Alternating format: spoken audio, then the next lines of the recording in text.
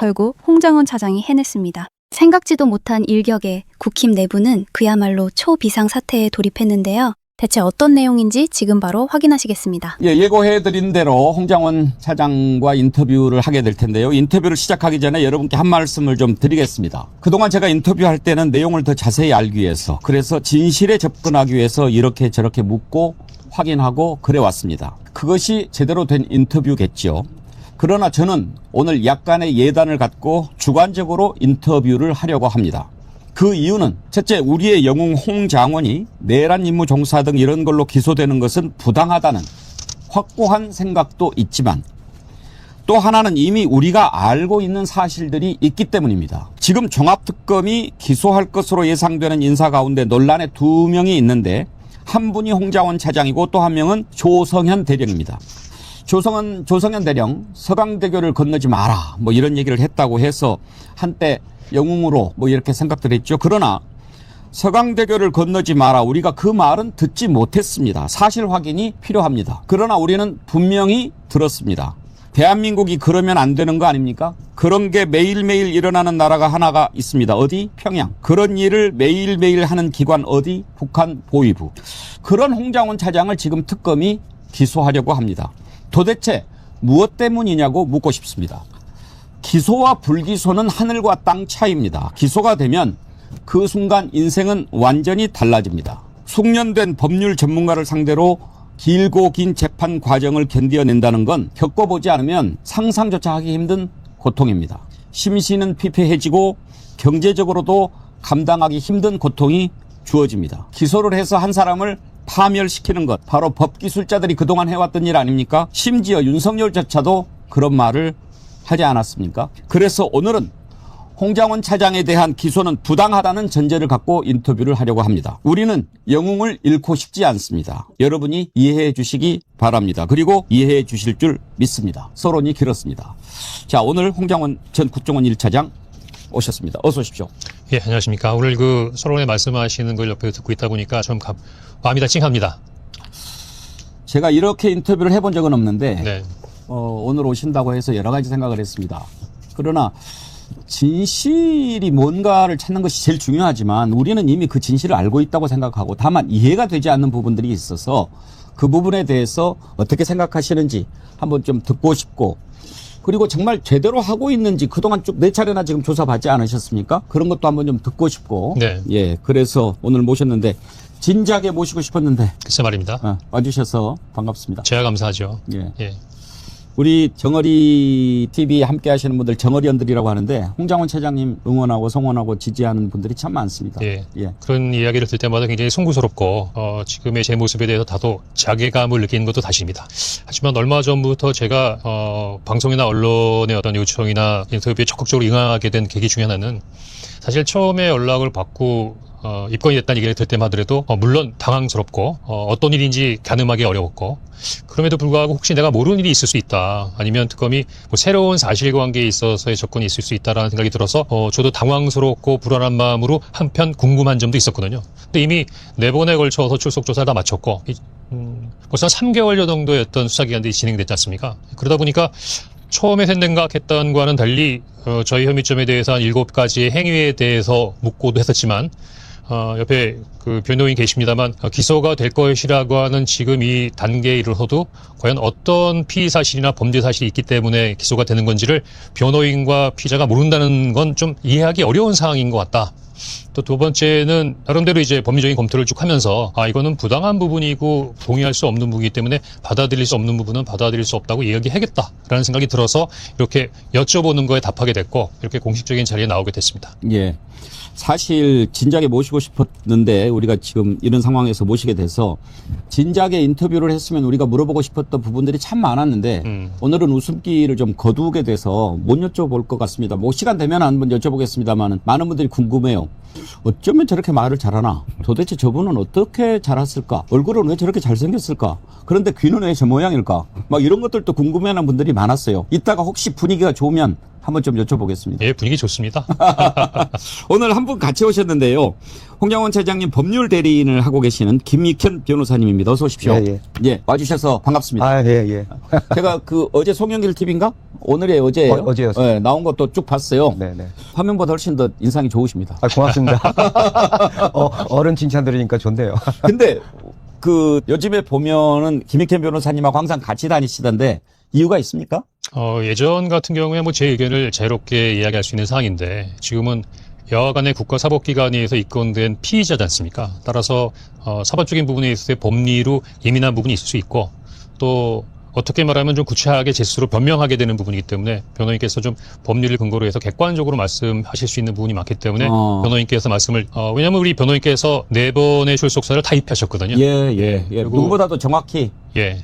근데 이제 뭐 특검에 조사를 받으면 변호인께서 같이 가셔가지고 이런저런 법률적 조언도 하지만 방송에 나와서 하는 거 지금 이것도 라이브인데 뭐 큰 도움이 되실까요? 글쎄요. 하다 보면은 제가 대답할 질문들이 있을 그런 수 게 있습니다. 있죠. 예. 저도 사실 그것 좀 여쭤보고 싶어요. 정말 궁금한데 홍장원 차장님이 직접 얘기하기 곤란한 부분들도 있을 거 아닙니까? 많이 있습니다. 예. 자, 그러면 일단 제가 가장 궁금한 것부터 먼저 여쭤봅시다. 5월 22일 날 1차 소환되셨죠? 예. 그때 많은 국민들이 놀랐어요. 뭐야, 왜? 뭔데? 입건이라고? 홍 차장이 뭘 잘못했다고? 뭐 상 주려고 부르는 것도 아닌데. 그런데 그때 1차 조사를 받고 오셨을 땐가? 2차인가? 나 1차로 기억하는데 나오셔가지고 기자들이 물어보니까 윙크를 했죠. 네. 이거 뭐 아시겠죠? 그것을 보고 뭔가 좀 이런저런 얘기들이 나오는데 털려고 그렇게 불렀나 보다라고 생각을 했거든요. 첫 번째 질문입니다. 그 윙크의 의미는 무엇이었습니까? 그러니까 방금 우리 말씀하신 것처럼 저도 그렇게 생각했습니다. 왜냐하면 처음에 입건 발표 아니면 JTBC의 보도를 보고 사실 그 사실을 처음 알았는데 아무리 생각해봐도 내란 주요 임무 종사라고 하는 그런 범죄의 사실을 제가 특정하기가 어렵다는 생각이 들어서 이게 뭔가 오해가 있을 거라고 생각했어요. 그래서 변호인께서 조금 전 사항을 보고 법리적인 검토를 하고 출석하는 게 좋겠다라고 말씀하셨는데도 아닙니다. 제가 보기에는 특별히 잘못한 게 없기 때문에 빨리 가서 뭔가 오해하거나 의혹이 있다면 그걸 소명하는 게 좋겠다라고 생각하고 1차 조사 때 전반적인 분위기는 뭐 그분들이 궁금해하시는 부분에 대해서 적절하게 다 답변을 했다고 판단했기 때문에 이제 어느 정도 의혹이나 오해에 대해서 마음을 좀 풀어드렸다라고 생각했는데 물론 2차 조사 때부터는 조금 약간 방향이 달라졌습니다만. 그럼 1차 때 네. 조사를 받고 나와서 윙크를 하셨을 때는 근데 그건 좀 지금도 뭐 제가 보기에는 바람직하지 않고 또 옆에 이렇게 카메라가 있는지는 몰랐는데요. 제가 이제 기자분들 만나서 특히 요즘 이제 저도 나이가 있으니까 젊은 기자들 만나면 마침 이제 아이들 같은 느낌, 뭐 딸이나 아들 같은 느낌. 그래서 쉽게 그냥 지나가면서 그냥 아무 말 안 하고 그러는 게 아니고 조금 필요하면 가능하면 이런저런 얘기를 해주는 어떤 그런 분위기였는데.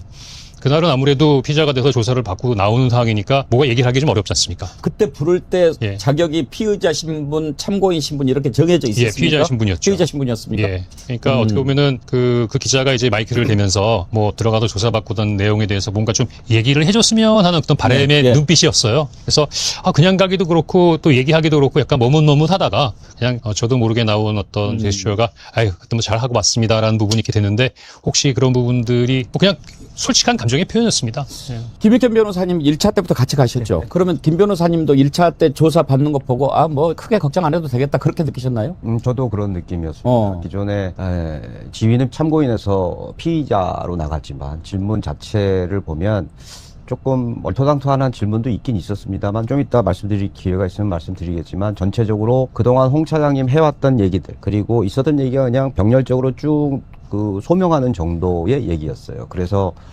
저도 이럴 거면 왜 입건했지? 근데 지금 뭐 이런 생각 참고인으로 불렀다가 이런 국사범에 대한 수사 그리고 1년 반 동안 조사 받을 만큼 받았던 분에 대해서는 참고인을 일단 조사 받았다가 피의자로 전환을 해도 의심이 있다면 해도 되는데 전격적으로 입건을 브리핑을 했거든요. 1차 조사 나올 때는 아무튼 별일 아니겠거니 하고 나왔고 그리고 이제 방금 차장님 말씀하신 것처럼 윙크도 하셨던 거고 그랬던 거죠. 그러면 분위기가 좀 이상하네라고 느낀 건 언제부터였습니까? 다음 날이었습니다. 다음 날 특검 쪽에서 2차 소환이 예정돼 있다라는 발표를 합니다. 2차 소환 통보를 받고 이거는 뭔가 이상하다. 저희가 통보를 받기 전에 언론 브리핑을 통해서 먼저 언론에 발표를 하죠. 1차는 그냥 본인이 변명할 기회를 준 것뿐이다. 그래서 2차 소환이 예정돼 있다는 게 브리핑의 워딩이었죠. 1차 조사 때 홍 차장님 그 질문들을 그때 6시간인가 7시간인가 예. 조사를 받았죠. 쭉 조사할 때 가장 좀 이해가 안 되는 질문이라든지 그런 게 있었습니까? 우리 변호인께서 그 자주 워딩으로 첫 번째 질문 예. 한 번만 말씀해 주시죠. 그 이제 첫날 예. 첫 조사 첫 질문이 아. 제가 다른 방송사 가서 얘기했는데 12월 3일 그날 밤 비상계엄이 선포되고 나서 왜 홍 차장을 포함한 국정원은 이게 불법 비상계엄이다라는 판단 아래 법무부의 유역감찰관이나 조성현 대령처럼 명시적으로 반대한다거나 항명한다거나 이런 태도를 취하지 않았느냐가 첫 번째 질문이었어요. 그래서 제가 하도 좀 얼척이 없다고 그러죠. 네. 좀 황당한 질문이고 그래서 아니 이게 그래도 이게 수사인데 그것도 국사범이란 내란죄에 관한 그 주요 임무 종사하는 건데 우리가 계엄 터졌다고 해서 홍 차장이나 국정원의 정무직들이 이거를 명시적으로 반대하고 해야 될 법률상 의무가 있냐. 이게 수사지 이게 국정원의 직무감찰이냐라고 좀 항의를 했었죠. 근데 이제 그 수사를 맡은 수사팀들이 국정원에서 재직하거나 아니면 윤 정부 하에서 국정원을 나왔던 소위 말해 옷을 벗었던 분들, 그러니까 법률 전문가들이 아니에요. 그리고 그 수사하는 수사관들이 수사팀들이 그리고 그럼 누가 수사를 해요? 국정원에서 파견된 국정원 소속이거나 국정원에서 재직하다가 퇴직한 그게 무슨 말이래요? 특별사경이라고 해서요. 특사경이 해요? 특사경이죠. 특사경의 지금 지휘를- 특검의 수사관들이 특사경들이 있어요? 그렇습니다. 많습니다. 특사경들이 많죠. 나 원래 검찰은 배제하고 검사는 배제하고 경찰관으로 했다는 얘기는 들었는데 네. 특사경이 수사를 하는 거예요? 국정원은 그 국정원에서 파견된 전직 현직 직원들에게 특사경 지휘를 부여해서 그 수사팀들이 국정원에 관한 수사를 했습니다. 홍 차장도 마찬가지고. 아니 그런 얘기를 들어서 이제 다른 데서도 인터뷰를 많이 하셨고 그랬으니까 조금 진도를 빼서 얘기를 하자면 홍장원 차장을 왜 그렇게 하지? 이제 제일 궁금한 게 그거잖아요. 이렇게 분석들을 많이 했어요. 홍장원 차장이 국정원에 있었고 국정원이라고 하는 조직이 워낙 크고 그동안에 관련된 사람들이 조사를 많이 받는데 그 사람들이 다 홍장원 차장 좋아하겠냐. 일부에서는 시기하고 질투하는 사람들도 있을 건데 좋게 얘기 안 하는 사람들이 분명히 있을 것이다. 그러면 그런 사람들이 불리한 진술을 막 이야기한 것 이런 거 확인하는 과정에서 이뤄난 일일 거다라고 했는데 그 사람들이 수사를 하고 있다라고 하는 얘기는 좀 의외인데요. 예. 그러면 아는 사람들 만났습니까? 그렇죠.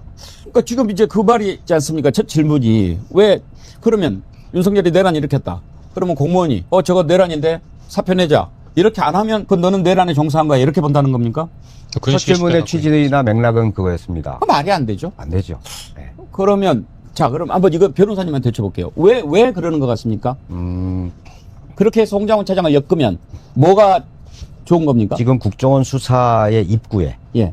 홍 차장이 늘 있습니다. 첫째는 그리고 그 질문의 취지를 그때는 이해를 못했고 그냥 감각적으로 그 다음에 1차 조사를 하는 수사팀 아는 분들이었으니까 수사팀들의 질문을 들어봤을 때 이 사람들이 이 오랫동안 형사사건 그것도 내란이라는 국사범에 대한 수사 경험이 있는 분들이 아니고 법률 전문가가 아니다 보니까 자기들이 익숙했던 국정원의 직무 감찰하듯이 수사를 하는구나, 첫째. 근데 이제 그건 디테일하게 들어가서 그랬던 거고 그 첫 질문의 의미에 대해서 나중에 조금 느꼈죠. 결국 국정원 전체적으로 손을 대는 거 아니냐. 그 입구에 홍 차장이 있는 거 아니냐. 이제 이 판단에 이르게 된 어떤 팩트들이나 아니면 이런 것들은 이제 앞으로 이제 말씀드릴 그 내용 속에서 이제 추론이 좀 되시지 않을까 싶습니다. 그러면 홍 차장님 기분 같아서는 그 조사를 하는 수사관들한테 야 이놈들아 장난치지 마. 이렇게 하고 싶겠지만 또 그럴 수는 없는 거 아닙니까? 법률적으로도 대응하고 그래야 되니까. 말도 안 되는 질문을 할 때 주로 어떤 논리로 대응을 하셨습니까? 그냥 사실대로 얘기했죠. 예. 사실대로 얘기하고 사실은 그 내란 주요 임무 종사라고 하는 혐의점을 두고 한 7, 8개의 제 행위에 대해서 계속 물어봤어요. 예. 이건 어떻게 된 거냐? 그다음에 이건 어떻게 된 거냐? 이거는 관계가 있는 것이 아니냐라는 어떤 질문인데 그 관련된 부분에 대해서 어느 정도의 진술과 증거, 다이어리 메모 같은 것들을 근거로 얘기했지만 그 부분에 대해서 어느 정도 다 배경을 설명해 줄 수 있었던 것 같습니다. 그러니까 예를 들어서 이것 때문에 어쩌지 못할 정도로 딱 걸렸다라는 부분이 아니라 네가 그렇게 생각하는 부분은 요러요러한 배경 때문에 만들어진 거다라는 부분을 충분히 설명할 수 있는 부분에 있어서의 질문들이었거든요. 예. 그래서 저는 지금도 7, 8가지의 피의 사실을 특정하려고 했던 부분에 대해서는 충분히 다 탄핵했다고 생각합니다. 참고로 하나 앵커님께도 말씀드리면 첫 조사를 나갈 때 혹시 몰라서 그리고 저희가 알고 있었던 유일한 팩트는 40-50명의 국정원 직원들에 대한 진술을 받았다라는 예. 것만 언론을 통해서 알고 갔습니다. 그렇다면 앵커님께서 처음에 말씀하셨던 것처럼 홍 차장에 대한 좋지 않은 불리한 진술, 더 나아가서는 적대적인 진술이 있을 수 있지 않겠느냐라는 추측, 예상을 했지 않았겠어요, 저희들 입장에서. 그래서 조사하는 전 과정을 영상 녹화를 요청을 했어요. 예. 왜냐하면 조서라고 하는 게 일단 기본적인 답은 차장님 말씀하셨던 것처럼 잘 설명하고 뭘 하지만 그냥 부인의 취지만 들어가는 경우도 사실이 아닙니다. 나는 관여하지 않았습니다. 그걸로 끝인 경우들이 있거든요. 그러니까 실제적으로 설명을 하면 그것이 조소화되는 과정에서 문어체로 바뀌고 그러면 맥락이나 뉘앙스나 이런 것들이 드러나지 않는 경우들이 있을 수 있고, 두 번째로는 불리한 진술이나 적대적인 진술의 가능성이 있을 수 있다는 생각에서 혹시라도 나중에 조서만 보고 판단하게 됐을 때 빠지는 오류, 그게 조서의 함정이라는 거거든요. 그걸 막기 위해서 이제 영상 녹화를 요청을 했어요. 사회에 다 영상 녹화가 돼 있을 겁니다. 그 불리한 진술을 한 사람들 가운데 1급 공무원에 해당하는 모 국장들 저희들이 수사받으면서 확인된 그분들이 자기가 면책받거나 아니면 면피받기 위해서 홍 차장님에게 책임을 전가하거나 자기들이 방어적인 진술을 하면서 플리바게닝까지 갔을 수도 있죠. 추정입니다. 그러나 이제 저희가 영상 녹화를 통해서 홍 차장님의 진술을 혹은 이제 구어체로 얘기하는, 그리고 수사팀의 언급도 다 녹화가 돼 있기 때문에 이제 그런 식으로 방어를 했죠. 영상 녹화는 나중에 피의자도 다 볼 수 있습니까? 당연하죠. 그러면 법정에서 영상 녹화를 했던 부분과 진술 조서와 좀 상이한 내용이 있을 때 영상 녹화를 보여달라 이렇게 네. 요청하면 틀어주게 돼 있습니까? 틀어주게 돼 있죠. 네. 그러면은 그 영상 녹화가 증거 능력이 더 높다고 평가가 됩니까? 신빙성이 높지 않겠습니다. 증거 능력이 인정되면 신빙성이 더 높지 않겠습니까? 예. 조서로 쓴 것보다도. 네. 조서에 담겨져 있지 않은 다른 팩트들이 상당 부분 담겨져 있어요. 자, 이제 가장 중요한 질문입니다. 왜 그러는가? 이 부분은 지금도 궁금한데 아까 국정원이 입구 이런 얘기를 하셨어요. 국정원 수사의 입구. 그건 무슨 뜻입니까? 가장 중요한 역할이라는 겁니다. 홍 차장을 잡아야 혹은 홍 차장을 뚫어야 국정원에 대한 수사가 원하는 대로 그림이 그려질 수 있다는 거죠. 특검이 멋지게. 그리는 그림은 뭡니까? 국정원이 내란에 중요한 역할을 했을 것이다라고 하는 예단을 가지고 시작한다라고 보시는 겁니까? 예단보다 수사기관이니까 의심은 할 수 있죠. 의심. 그래 수사를 할 수도 있어요. 예. 특검법이 일정 부분 수사를 하도록도 규정이 돼 있고 수사기관 입장에서 수사 실적을 내고 싶어하는 욕심은 당연한 겁니다. 아니 근데 의심할 수 있죠. 그러나 우리가 이미 알고 지금 본인만 얘기하는 게 아니고 제가 송영길 TV도 봤는데 박선원 의원이 누구보다 잘 알지 않습니까? 그러면 다 나오는데 그때 당시에 홍장원 차장이 했던 일들이 얼마나 지금 특검이 의심하고 있는 것과 동떨어져 있는 것은 거의 다 밝혀지지 않았습니까? 1년 반 동안 조사받으셨어요. 그 얘기를 제가 조금 네. 했죠. 그러니까 이제 법리적인 부분이니까 우리 변호사께서 잘 아시겠지만 이제 내란 중요 임무 종사도 내란주가 되려고 그러면 내란 우두머리에 지시가 있어야 된다. 그러면 내란 우두머리라고 하면 전 대통령인데 국정원이 내란에 관여돼 있다라고 하려면 그럼 국정원에게 누군가 내란 우두머리인 전 대통령이 지시를 내렸다 하는 부분이 특정돼야 되죠. 그런데 12월 3일 내란의 밤에 당시 내란 우두머리인 대통령이 국정원에게 지시를 했던 것은 12월 3일 22시 53분에 홍장원 차장에게 지시를 하죠. 제가 전화를 받았다고 했지 않습니까?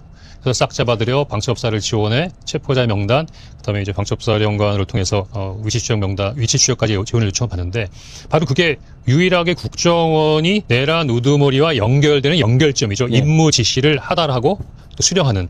따라서 홍장원 차장이 내란 우두머리인 대통령의 불법적인 지시를 거부했다라고 하면 국정원은 나름대로 무풍지대가 되는 거죠. 그러니까 지금까지 내란 특검까지 수사 과정을 통해서 국정원이 일체 관여되지 않은 기관으로 평가됐던 것은 바로 내란 우두머리와 국정원에 있어서의 연골고리 이상의 홍장원 차장이 그런 불법적인 지시를 단절했다라고 하는 판단 때문이거든요. 그런데 어느 누가 혹시 국정원이 내란에 깊숙이 관계가 돼 있으려면 어떤 그림이 그려져야 될까라고 생각하면 그럼 내란 우두머리와 연결선상에 누구 있나? 현재로서는 조태영 원장도 비상근무에 참석했다고 하지만 어떤 내용을 지시받고 무슨 얘기했다는 건 확인되지 않았지 않습니까? 물론 저한테 22시 53분에 전화하고 23시 57분에 기조실장에게 추가적인 지시를 했다는 부분이 최근에 확인이 되긴 했지만 그 전까지만 하더라도 국정원과 내란 우두머리 대통령의 지시 관계를 연결하는 그 끈은 유일하게 저였잖아요. 따라서 제가 어떤 행위를 했다고 평가하는가에 따라서 국정원에 대한 역할 평가가 달라지는 거죠. 그러나 지금 종합특검은 국정원이 내란에 깊이 관계했다라고 저는 뭐 예단했다고 생각하고 그렇기 위해서는 홍장원 차장을 어떻게든 내란 우두머리의 지시를 이행하려 했다라고 하는 부분을 입증하려 하는 것 같습니다. 그럼 그때 당시 궁금한 거 한번 물어보겠습니다. 국정원 1차장은 해외 파트죠. 네. 2차장이 국내 파트죠. 네. 그러면 내란을 일으킨 윤석열이 만약에 국내의 인사들을 잡아들여라고 하는 지시를 하려면 2차장한테 전화를 해야 되는 게 아니, 상식적이지 않습니까? 상식적으로는 원장한테 얘기했어야 맞죠. 그렇죠, 그렇죠. 더구나 차장이나 기조실장이라고 하는 것은 법령상으로도 원장의 보좌역이기 때문에 실질적으로 지휘권이나 결정권을 갖고 있지 않으니까요. 그럼 왜 홍 차장님한테 윤석열이 전화했다고 생각하십니까? 글쎄 그건 아마 저한테 시키면 이런 일들을 할 수 있지 않았을까라는 뭐 믿음이 있어서 저한테 전화하는 게 아니고. 믿음이라고 하면 예. 뭐 여인형의 선배고 뭐 이런 차원에서 잘 움직여질 거다 이런 생각을 윤석열이 했을 거라고 보십니까? 글쎄 제가 보기엔 한번 언제쯤 그 질문할 수 있는 기회가 있다면 한번 묻고 싶은데. 윤석열한테. 그거는 제가 뭐라고 얘기하기는 좀 어려운 상황이죠. 하여튼 제가 그러니까 저희가 객관적인 팩트는 하여튼 전화를 받았다. 그러한 지시를 받았다. 하지만 왜 나한테 전화를 했을까? 아마 제가 보기엔 종합특검이나 뭐 궁금하게 생각하시는 분들이 거기에 의문점을 가질 수도 있을 거라고 그렇죠. 생각합니다. 예. 어떻게 보면 그게 지금 수사의 출발점인지도 몰라요. 그런데 굉장히 궁금해하시는 표정을 갖고 있으니까 조금 혹시나 제가 내란 특검을 받으면서 한 수사관께서 이런 이유 때문일 거라고 생각이 돼요라고 해서 저도 아마 그럴 수 있겠다라고 네. 생각했던 이해가 뭐냐면 자승스님 소사 사건 때 국정원이 대공 혐의점을 확인하기 위해서 출동했던 사건입니다. 네. 그때도 그 야간에 대통령께서 자승스님의 소사는 대공 혐의점이 있을지도 모른다라고 판단했다는 것 때문에 당시 국간보실장이었던 조태용 원장이 국정원장 직무대행을 하던 저에게 자승스님의 소사 관련돼서 대공 혐의점이 있는가를 확인해 달라는 요청을 받았거든요. 예. 그야 뭐 배경적으로 어떤 첩보가 있던 없던 간에 대통령 직속기구로서 혹시 대공 혐의점이 있을지도 모르는 거니까.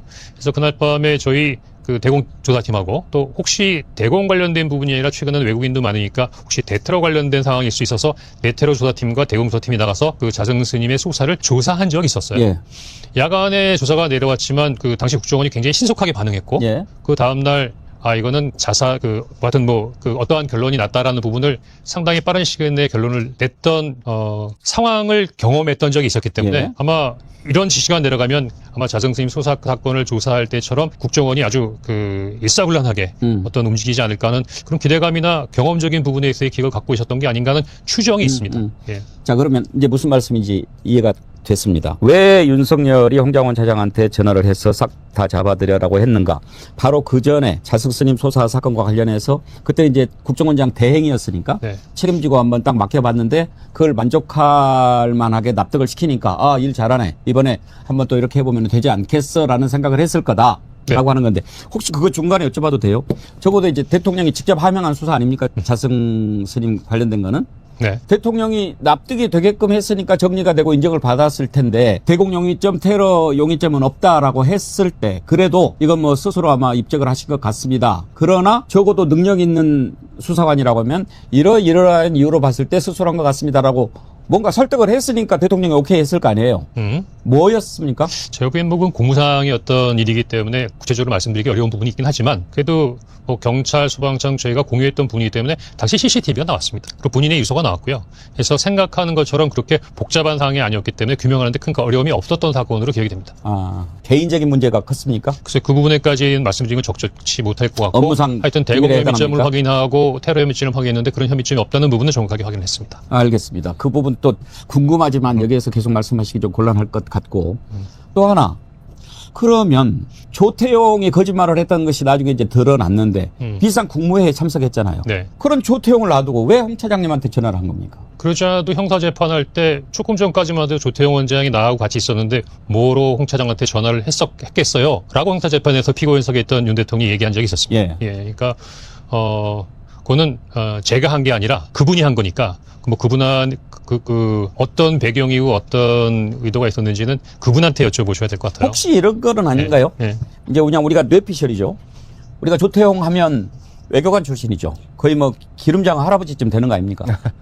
그러면 윤석열이 아마 그 비싼 국무회에서 야 국정원장은 이렇게 하는데 이렇게 하면 자기가 안 간다라는 판단으로 얘도 아니고 너도 아니고 아마 뭐 대충 뭉갰을 거예요. 그리고 이제 돌아왔는데 모른 척하고 있으니까 홍 차장님이 전화 받고 놀라봐가지고 왜 어떻게 빨리 조치를 취해야 되지 않겠습니까? 그러니까 내일 얘기합시다 이랬다는 거 아닙니까? 아마 윤석열 입장에서 조태용 시켜보니 또 기름장어처럼 빠져나가려고 하고 그래도 뭔가 좀 확실하게 일하는 홍 차장한테 시키면 되지 않을까. 그거 끝나고 조태용이 날리고 홍 차장 시키든지 뭐 이런 생각했을까요? 변호인이 아니라 그냥 예. 제3자로서 예. 혹은 수사 절차에서 받았던 질문하고도 연관되어 있는 부분인데 이제 질문 중에 홍 차장님이 업무 장악력이 뛰어나고 그다음에 주어진 업무에 대한 완벽을 추구하고 이런 질문들이 있었어요. 업무 스타일에 대한. 근데 이제 그 질문의 맥락은 7, 8개의 자기들이 의심하고 있는 행위들을 질문하면서 전혀 홍 차장님과 관련 없는 것들을 얘기를 하면서 진짜 관여 안 했고 몰랐던 일인데 업무 스타일을 상 이걸 몰랐겠느냐 하면서 그 업무 스타일을 질문한 게 있습니다. 그 업무 스타일을 알았겠죠. 대통령이든 용산이든. 예. 그냥 국민으로서 추정하는 거예요. 회자되는 예, 예. 국민이죠. 그런 것 때문에 뭐 조 원장이 그런 비난 그거보다도 뭐 윤통으로서는 더 믿음직스럽지 않았겠을까? 예, 예. 저는 그냥 국민의 한 사람으로서 생각한다면 그러지 저하고 않을까. 같은 국민으로서 생각이 같으신 것 같습니다. 예, 예. 그냥 그 정도. 예. 그리고 수사를 받으면서 국정원 파견 수사팀들마저도 홍 차장님 잘 아는 사람들이거든요. 그렇게 홍 차장님의 캐릭터를 설명하면서 질문을 하더라고요. 홍 차장님, 조태용 원장하고는 얼마 동안 같이 근무하셨어요? 한 1년여 같이 근무한 것 같고요. 뭐 그전에 국가안보실장 하실 때도 뭐 뵐 수 있는 기회가 있었으니까 한 1년여 같이 근무했다라고 볼 수 뭐 있겠습니다. 그렇게 겪어보셨으면 음. 싹 다 잡아드리라고 합니다라고 얘기했을 때 내일 아침에 봅시다라고 하면 감으로 이자가 알고 있구나 그런 생각 안 드셨습니까? 그래서 일단 형사재판에서도 그 유사한 질문을 받고 증인으로서 증언한 바가 있는데 저는 일단 이 상황에 깊게 개입하고 싶지 않다라는 어떤 그런 뉘앙스로 받아들였습니다. 예. 그래서 이제 그 다음날 뭐 회의해가지고 뭐 이런저런 거 뭐 지시하고 이런 것도 지금 문제를 삼고 있는 것 아닙니까? 네. 그런데 그 회의는 어떻게 된 겁니까 그러면? 그러니까 저에 대해서 조금 좀 설명을 드리면 예. 12월 3일 그 이전에 내란과 관련된 공모에 제가 관여돼 있냐? 그렇게 판단하는 것 같지는 않습니다. 네. 그럼 12월 5일날 경질된 이후의 상황에 대해서는 그 12월 5일날 이후의 상황에 대해서 높이 평가한다라고 특검도 얘기하는 것 같아요. 그럼 결국은 관심 있게 보고 있는 그 시점은 12월 3일 비상계엄이 발령된 이후에 그때 그 계엄의 시간이거든요.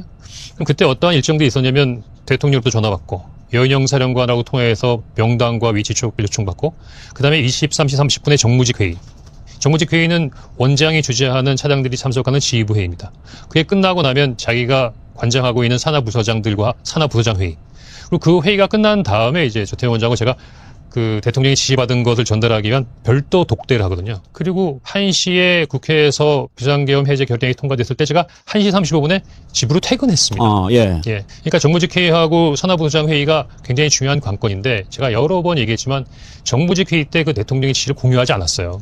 공유하지 않았기 때문에 산하부서장 회의를 끝나고 원장에게 별도의 독대로 계속 상관이고 기관장인 국정원장에게는 그 상황을 설명해야 했기 때문에 독대해서 보고를 드린 겁니다. 그 정무직 회의 때 내용도 굉장히 중요한 내용인데 아까 말씀드린 대로 조태용 원장이 비상국무회의 갔다 왔던 것을 그 다음날 언론을 보고 알았다고 이미 여러 번 진술한 바 있습니다. 그러니까 비상국무회의 갔다 온 얘기도 하지 않으신 분이니까 특별한 말씀을 하지 않으셨다. 다만 비상계엄이 발령되면 국정원이 뭘 할 수 있어요? 라고 물어보셨어요. 약간 국정원장으로서 물어볼 수 있는 질문은 아닙니다만 외교부나 타기관에서 오신 분이고 또 예상하지 못했던 비상계엄이라는 상황이 만들어진 거기 때문에 뭐 그렇게 궁금하실 수도 있죠.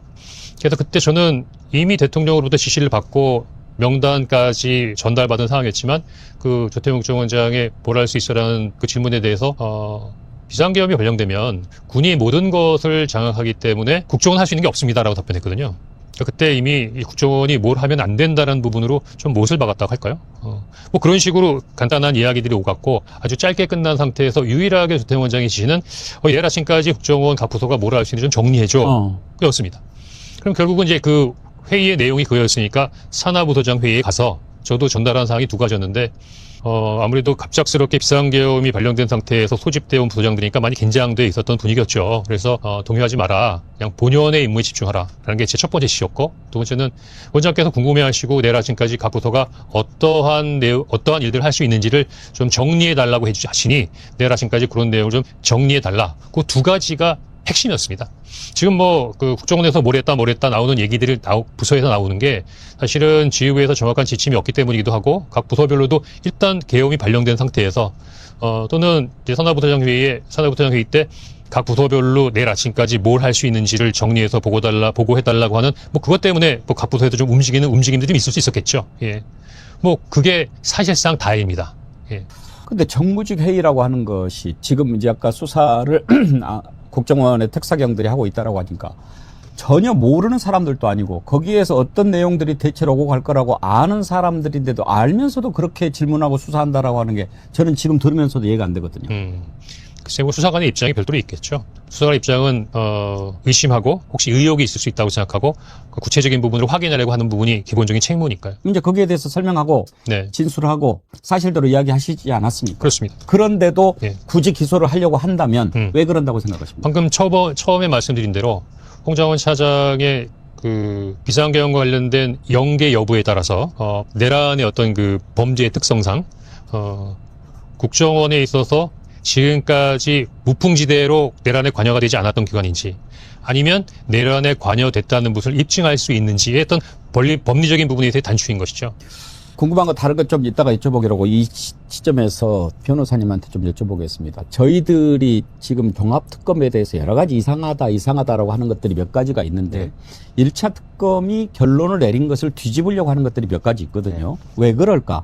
물론 이제 특검이 다르니까 시각이 다를 수는 있겠지만 뭔가 좀 공명심 그리고 뭐 우리는 달라 뭐 이런 거를 해보려고 하는 것인가. 1차 특검 때는 홍장원 차장 건드리지도 않았지 않습니까? 그렇죠. 조사만 했죠. 예. 혹시 그런 거 느끼십니까? 종합특검의 어떤 특별한 이유 속에? 아유, 저희는 지금 조사받는 피의자 입장이라 을인데 그리고 특검이 갑인데 함부로 얘기할 수는 없지만 그런 느낌이 있습니다. 국민이 갑이죠. 그렇죠. 지금 만약에 잘못 가고 있다면 그건 고쳐야죠. 저는 그런 거 솔직하게 느낍니다.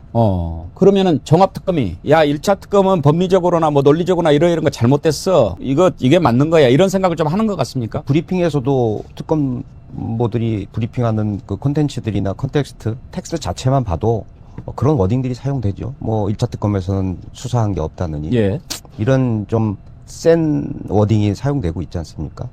굳이 그런 표현을 할 필요 있나 싶기는 한데 수사에 대한 실적 욕심 그 다음에 뭐 경쟁 그리고 뭐 태생적으로 이런 평가도 있지 않습니까? 1차 특검은 내란, 최혜병, 그 다음에 김건희 3대 특검이 3명의 특검으로 이루어진 대규모 수사단이었고 이 3개를 모아서 종합한다는 의미는 보충적인 특검이라는 의미도 있거든요. 근데 이제 그런 세컨더리 특검이다라고 하는 그 태생적인 그 한계 내지는 이미지 이제 그런 걸 좀 벗고 싶어 하지 않았을까? 뭐 이런 거 느끼죠. 근데 그런 잘못된 공명심 때문에 실체적 진실을 제대로 파헤치지 못하고 억울한 사람을 만든다면 그것은 국민들이 용납할 수가 없는 거 아니겠습니까? 더군다나 지금 내란 종료 시점 가지고도 1차 특검하고 종합특검하고 좀 다르다. 그런 얘기도 나오더라고요. 나오고 있죠. 지금 1차 특검은 12월 4일 날 내란이 끝났다고 보는 거죠. 네. 그런데 종합특검은 14일. 14일로 잡는 이유가 뭡니까? 왜 내란이 12월 14일 날까지 지속됐다고 보는 겁니까? 일단은 그 특검의 생각은 제가 추정할 수밖에 없는데 일단은 지금까지 정해진 기존의 5.27 대법원 판례라든가 아니면 지난 내란과 관련된 1심 판결 그다음에 홍 차장님 조사받았던 4대 수사기관에서의 모든 수사기관들의 내란 종료의 기준은 이건 판례인 거죠. 내란 종료의 기준은 계엄이 해제됐을 때가 내란이 종료된 거다라고 보고 있습니다. 예. 그리고 지금은 이런 기존의 해석, 확고한 판례 이런 걸 봤을 때 지금은 1차 특검과 2차 특검의 해석상의 충돌이 아니고 종합특검이 기존의 법조계에서 받아들여져 왔던 내란 종료에 관한 기본적인 컨센서스를 건드리고 있는 거거든요. 그러면 왜 그러느냐? 앵커님께서 질문하신 걸 추정을 해보면 이건 특검법 입법 취지에 너무 집착하는 거 아니냐라는 생각이 드는 거예요. 종합특검의 입법 취지에서 1차 특검이 못했던 외환 부분, 그 다음에 소위 말하면 계엄이 종료된 이후에 안가 회동이라든가 계엄버스 출발이라든가 이런 뭐 여러 가지 인적 시간적 제한 때문에 못했던 부분에 대해서 특검의 수사 범위로 놨거든요. 근데 이제 12월 4일 계엄이 종료된 이후에 어떤 행위들에 대해서 특검법 수사 범위로 놨는데 이 부분의 수사를 하려니 내란이 종료된 이유란 말입니다. 그러나 입법 목적상 그걸 하라라고 하는 그 명령은 있단 말이에요. 그러니까 특검이 생각할 때는 이걸 내란으로 의율하지 않으면 임팩트가 별로 없거나 아니면 다른 범죄 구성 요건으로 그걸 해야 되는데 마땅치 않거나 뭐 이런 부분이 있지 않았겠어요. 그래서 시작은 선이었을지 모르지만 적어도 법률가들이라고 한다면 다시 기존의 법률 컨센서스로 돌아와야 된다라고 하는 게 제 생각이죠. 질문을 넘어서 저는 정말 궁금해서 참을 수가 없어요. 도대체 왜 그러는가? 그리고 어느 정도 상식선에서 그래 저자 말이야 좀 수상했어. 마치 뭐 어떻게 하는 것처럼 해도 수상했어. 이러는데 그런다면 우리가 고개를 끄덕이겠어요. 그러나 내란 과정에서 홍장훈 차장이 보여준 행동은 그야말로 모든 국민들이 지금 다 봤지 않습니까? 다 봤죠. 홍장훈 차장 아니었으면 내란 저거 정리가 됐을까 싶은데 만약에 그러면은요. 지금 이런 식으로 해서 홍장훈 차장한테 뭔가가 씌워진다고 한다면 윤석열이 정당성 얻는 그런 결과도 생각할 수 있지 않나요? 뭐 거기까지 뭐 발전하게 하겠습니까만은 영향은 미칠 수 있지 않을까 싶습니다. 원론적으로. 단편적으로는 홍 차장님이 어쨌든 내란의 공범이 된다는 거예요. 그 내란의 공범이 기존에 해왔던 진술이나 증언이 있지 않습니까? 그 진술의 내용을 뜯어보면 내란의 공범이 다른 내란의 공범에게 책임을 전가하는 공범의 진술로 돼버린다는 거예요. 그러면 원론적으로 그걸 재판부가 신뢰하겠느냐? 자기는 책임이 없고 니들이 다 책임이 있어. 그게 홍 차장님의 진술이 되거든요. 포지셔닝을 하자면. 이제 그렇게 되면 좀 어이없는 상황이 되는데 제가 어디 타방송사에서도 말씀드렸습니다만 그런 상황이 왔을 때 변호인으로서 기존의 재판을 받고 있는 피고인들 내지 그 피고인들의 변호인들 공격할 거 아니겠습니까? 저는 그게 끔찍하죠. 차장님과 변호인만 가지고 이렇게 해결할 수 없는 그런 무게로 지금 막 다가오고 있는데 어떻게 해서 이거를 돌파해야 될지 혹시 홍장훈 차장님을 지금도 믿고 의지하는 국민들이 해야 될 일이 뭐가 있는지 이런 것을 좀 정리를 해서 마지막에 좀 한번 얘기를 해 주십시오. 네. 홍 차장님, 저는 그런 궁금함도 있어요. 아주 유능한 요원이셨고 국정원 1차장이면 그야말로 이제 국정원의 2인자고 모든 정보가 다 모이는 곳에 계셨지 않습니까? 그런 자리에 계신 유능한 분이 윤석열이가 내란 주도하는 거 낌새도 못 채셨나요?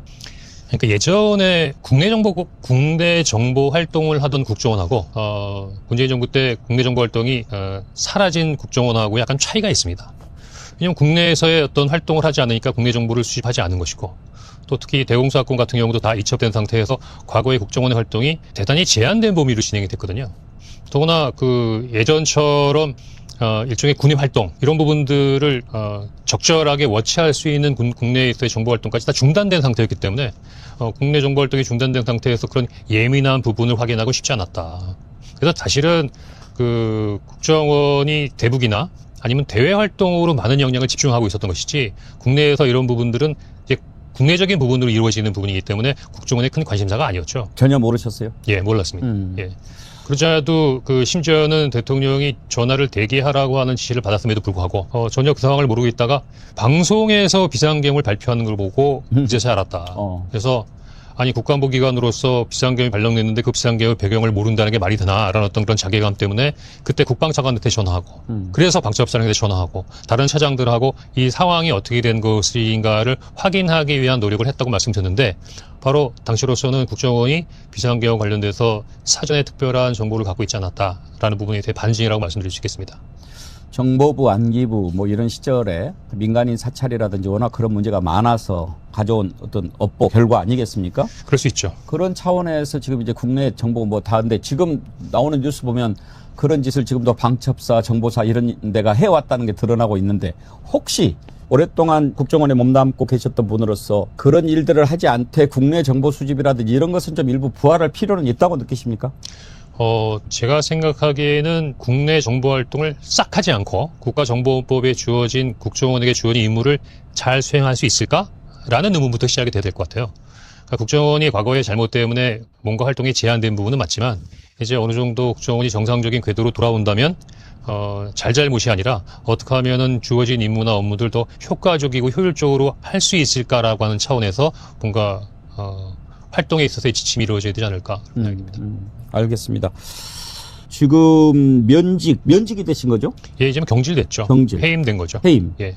되신 지 이제 2년 가까이 8개월. 이제 2년여 가까이 돼 가네요. 예. 생활을 어떻게 하세요? 뭐 은퇴한 공무원으로서의 생활로 나름대로 그냥 사실 그동안은 뭐 생활이라는 것보다도 2025년은 소위 그 계엄과 내란의 후폭풍 때문에 뭐 재판이나 아니면 여러 가지 조사기관의 조사나 뭐 그런 과정으로 쭉 지내왔기 때문에 어떻게 보면 평범한 생활로 돌아가기 좀 어려웠던 시간들이었고요. 이제 최근에 들어와서 이제 좀 다 지나가서 내 개인적인 소소한 일상으로 돌아갈 수 있을까라고 생각할 즈음에 이제 종합특검에 입건된 상황으로 또 새로운 상황으로 반전이 이루어진 거죠. 경제적인 걸 여쭤본 겁니다. 뭐 그런 얘기까지 말씀드리기 좀 약간 좀 잘 지내고 있습니다. 그래요? 예. 얼마나 힘드실까 그런 생각 들어요. 뭐 월급도 지금 아직 뭐 연금이나 이런 거 지금 펜딩이 돼 있는 겁니까? 저한테 물으시면 더. 지금은 제가 보기에는 뭐 연금은 받고 있습니다. 아, 그러세요? 이제 앞으로 문제가 생기게 되면 그렇게 되겠죠. 본인이 곤란하실까봐 이런 것 좀 도와주시고 그러세요. 그런데 지금 저기 이렇게까지 나와서 얘기하고 있는 부분에 받아들일 수 없다라고 하는 몇 가지 예를 좀 말씀드리는 게 좋을 것 같아요. 그렇지 않아도 변호인께서 말씀을 하셨는데 계엄의 종료 시기 12월 4일이냐 12월 14일이냐. 근데 그게 결정적으로 저한테 영향을 미칩니다. 그러니까 예를 들면 저한테 굉장히 중요한 그 내란의 주요 임무 종사라고 혐의점을 두는 것 중에 하나가 CIA 문건을 전달했다는 거잖아요. 예. 근데 그 내용이 옳고 그름을 떠나서 그게 발생한 시점이 12월 4일인데 내란 종료 이후입니다. 그러면 기존의 내란 특검까지의 기준으로 보면 12월 4일 내란 종료 이후에 있었던 CIA의 문건을 전달했다는 그 행위 자체는 내란과 관계가 없는 게 되는 거죠. 그럼 내란 주요 임무 종사를 적용할 수가 없습니다. 근데 좀 저희들이 다소 오해하게도 저희에 대해서 조사가 끝난 지 그 다음 날 정도에 종합특검이 14일까지 연장하겠다고 하는 어떤 그 의사를 밝히거든요. 그렇다고 하면 4월, 14일이 아니고 14일로 연장이 된다고 하면 그 내란의 기간 내에 포함되는 부분이기 때문에 12월 4일에 그 건이 내란과 관여가 되는 것이죠. 그러면 내란 주요 임무 종사를 적용할 수 있는 시점에 들어가는 겁니다. 그러면 12월 4일 기준으로 그동안 판단했던 부분을 12월 14일까지 기간을 연장하면서까지 나의 내란 중요 임무 종사의 혐의점을 씌우려고 하는 건가? 라는 합리적인 의심이 들죠. 이거는 뭐 법리적인 부분에 논란이 있다 하더라도 뭐 대법원 판례나 뭐 기존에 있어서의 기준으로서의 틀이라고 하면 바뀔 수 없는 거거든요. 또 한 가지는 뭐 이런저런 그 행위에 대해서 어떤 의문점을 제기했다고 하는데 그 의문이나 의혹이라는 것도 좀 상식적이어야 되는 거거든요. 근데 저한테 얘기했던 것 중에 하나가 의혹을 제기했던 것 중에 하나가 여인영 방첩사령관과 같이 체포자 명단을 만들지 않았냐 하는 의혹이었어요. 그래서 어떻게 그런 생각까지 하게 되는지 전 잘 모르겠습니다만 만약에 방첩사령관 여인영과 제가 체포자 명단을 같이 만들었다면 첫 번째는 지금 벌써 1년 반이 더 지나가는 시점에서 왜 여인영 사령관은 그런 말을 안 하죠? 뭐 저를 보호해주기 위해서 침묵을 유지하고 있는 건 아닐 텐데. 아니 그때 당시 우리가 다 들었잖아요. 예. 전화해가지고. 두 번째는 그 명단을 굳이 받을 필요가 있었을까요? 그러니까요. 또 세 번째는 뭐 제 메모에 대해서 2차 메모, 3차 메모에서 한참 난리가 났었는데 그러면 제가 같이 만든 메모라면 뭐 부장관한테 뭘 확인을 시키고 메모를 2번, 3번 만들어서 그런 메모를 굳이 왜 만들었을까요? 예. 마지막으로 결정적인 거는 지난번에 내란 우두머리 재판에서 제가 증언으로 나갔을 때 피고인석에 있었던 윤 전 대통령이 저한테 뭐 이런저런 직접 신문을 했습니다. 그래서 여인영 사령관이 뭐 그렇게 얘기한 건 좀 이상하게 생각하지 않아요 등등의 질문을 할 때 제가 한 가지 역질문을 했어요. 그때 저한테 누구를 잡아들이라고 하신 겁니까? 라고 질문했거든요. 예. 그랬더니 아마 뭐 대답하기가 쉽지 않으셨을 텐데 반국가 단체나 아니면 예. 간첩을 잡아들이라는 거 아닙니까? 라고 대답을 하고 제가 아니 그러면 의원식이나 이재명 한동훈이 간첩은 아니지 않습니까? 라고 답변을 예. 했는데 제가 만약에 여인영 사령관하고 그런 명단을 만들었다고 하면 지금 몇 가지의 제가 예를 들었던 그런 상황이 만들어질 수 있을까요? 그러니까요. 그러니까 제가 보기에는 기승전 홍장원이라고 예.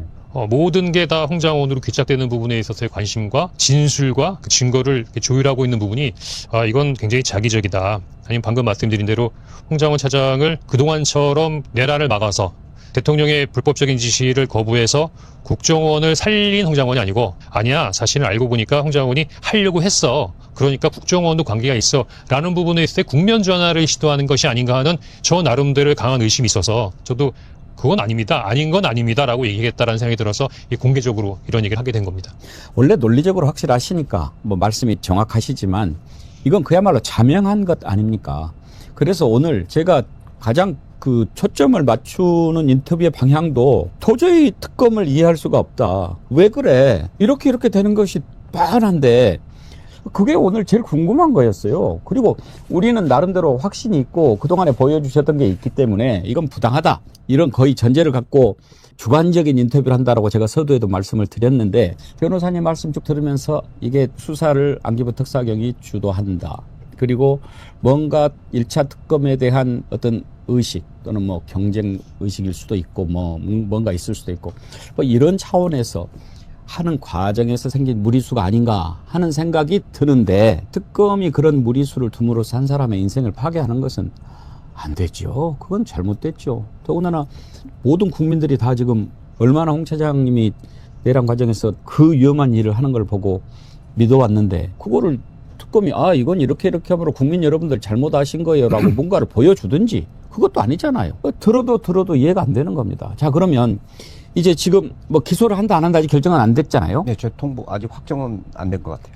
분위기 상으로는 지금 이제 기소할 사람들 추리고 있는 것 같은데 현재 특검이 이제 다른 사람들 뭐 놔두고 논란이 되고 좀 저울질하는 사람이 조성현 대령하고 홍장원 차장인 것 같아요. 네, 지금은 두술. 예, 조성현 대령은 기소하는 쪽으로 간 것 같고. 기소한다는 거 방송. 예, 그렇죠. 예, 결정이 난 거예요. 홍 차장님은 아직 모르는데 혹시 변호사님이 보셨을 때 몇 대 몇 정도 지금 생각하십니까? 지금 뭐 회군하기에는 종합특검이 너무 많이 나왔다. 많이 나오지 않았나. 예. 명분도 없고 뭐 영장을 친해 만에 그다음에 4차례에 걸쳐서 소환 조사했고 언론에 굉장히 많은 그 브리핑의 소재로 홍 차장님이 등장을 했고 또 그 국정원 수사의 입구에 홍 차장이 있다는 거는 저의 뇌피셜이 아니라 확인된 사항이기도 하고 그래서 회군하기는 어렵지 않겠냐라는 생각은 듭니다. 그래서 수사받는 과정에 홍 차장님이 밤에 이제 저한테 전화를 하셔서 마음을 비웠다. 그리고 기소를 월스트 케이스로 생각을 하고 준비해도 된다. 저에게 변호인에게.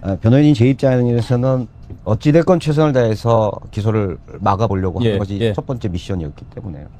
그리고 저도 이 정도 되면 기소를 전제로 해놓고 경주마처럼 달려가고 있는 것이 아니냐 그래서 사실 뭐 8대2 뭐 살보능선 이쪽으로 기소하지 않겠냐라는 느낌적인 느낌이 있습니다. 변론 대비를 떠나서 어떻게 해서든지 우리는 홍장원 차장님의 기소를 막고 싶은데 혹시 우리가 할 수 있는 일은 없을까요? 글쎄요. 그게 이제 수사 초기나 중기 단계까지는 피의자이기 때문에 방송 출연하는 것을 언론에 요청이 있었지만 홍 차장님도 주저했었고 저도 좀 반대했었고 최대한 조사를 받고 어쨌든 피의자로서 해는 모습이 더 좋다는 생각이었는데 수사 종료가 임박해오고 중간중간 영장을 친해 만에 언제 기소를 할 건에 만에 계속 이게 넘어가면서 1차 특검과의 법리적 충돌 그다음에 홍 차장님 조성현 대령에 관한 기소 문제가 법률적인 쟁점으로 이렇게 지지난주부터 대두되기 시작을 했거든요. 그러다 보니까 이제 1차 내란 특검에서도 공소유지 문제가 나오고 이제 기소가 됐을 때 홍 차장님은 피고인 내란의 공범이 될 것이고 1차 특검에서는 중요 증인 참고인이었기 때문에 본인의 법률적인 지위가 변경이 온다는 겁니다. 그래서 이제 언론에서 본인의 억울함도 얘기를 하고 그런 부분에 대해서 입장도 얘기를 하는 것이 좋겠다라고 해서 이제 변호인으로서 동의했고 홍 차장님 본인도 그렇게 하는 게 좋겠다고 해서 지난주부터 언론 인터뷰에 응하기 시작을 했습니다. 그래서 저희가 의지할 수 있는 거는 이제 언론이 주는 마이크에 저희가 알고 있는 사실, 그 다음에 저희가 알고 있는 현장의 진실, 그 다음에 입장, 그 다음에 수사를 받으면서 저희가 느꼈던 종합특검 수사의 절차나 내용상의 문제점 이런 거를 알리고 고백하는 것밖에 없어요. 그리고 나서는 그게 저희가 하는 진인사 아니겠습니까? 알겠습니다. 오늘 홍장원 차장님 모시고 정말 이해할 수 없는 기소 움직임 그 이유를 좀 들어봤는데 지금도 석연치 않습니다. 오랫동안 이야기해 주셔서 감사하고 앞부분에 뭐 이렇게 웃으면서 이런저런 얘기하고 싶었던 것은 오늘은 분위기가 아닌 것 같은데 다음에 좀 훌을 벗고 다시 뵐 수 있을 때 그때 한번 여쭤보고 싶습니다. 오늘 그 격려하고 응원하는 댓글이 많이 올라왔는데요. 제가 이따가 소개를 좀 해드리겠지만 홍 차장님 지치지 마세요. 우리가 있습니다. 이런 글들이 많이 올라옵니다. 감사합니다. 혹시 지금 이 방송을 보고 있는 우리 애청자님과 국민들께 좀 하시고 싶은 말씀 있으면 한마디 하십시오. 그래서 지금 뭐 현상에서 뭐 감히 무슨 이야기를 하겠습니까? 근데 다만 기회를 주시니까 제가 아침 산책할 때마다 저를 보면 되게 좋아하시는 분이 계셨어요. 예. 그래서 제가 지난 2025년 탄핵의 국면에서 한 일에 대해서 굉장히 잘했다고 하면서 만날 때마다 밝은 표정으로 만나주셨던 분이 있는데 언제부턴가 그 만남에서 약간 고개를 갸우뚱하는 시무룩한 표정을 봤어요. 제가 이제 언론에 나와서 이렇게 좀 얘기를 꼭 해야겠다라고 했던 뭐 여러 가지 이유 중에 하나인데, 기대했던 분들이 실망할 수 있겠다. 오해하실 수도 있겠구나. 그리고, 지금은 서로 어떤 다툼의 관계에 있으니까. 그래서, 그렇게 격려해주고 응원해 주셨던 분들에게 걱정을 끼쳐드리고, 또 약간 의혹으로 갸우뚱하게 해드리는 거에 대해서 상당히 송구한 마음이지만, 그건 제가 선택한 건 아니지 않습니까? 다만 이게 뭐 기소가 될지, 아니 시간이 많이 걸릴지 잘 모르겠습니다만, 하여튼 2025년에 그렇게 손가락질 받던 홍장원이 시간이 지나고 나니까 하나도 거짓말하지 않았던 홍장원이었던 것처럼 2026년도 마지막까지 제가 하지 않은 것은 하지 않았다. 내 생각은 이랬다라는 부분을 정확하게 이야기하면서 올바른 판단을 받을 수 있도록 노력하겠습니다.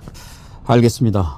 끝까지 힘내십시오. 저희는 홍 차장님을 믿습니다. 감사합니다. 네, 오늘 아주 귀한 시간 내주셔서 감사하고요. 훌을 털고 꼭 다시 한번 뵙으면 좋겠습니다. 예, 꼭 그런 시간이 왔으면 좋겠습니다. 예.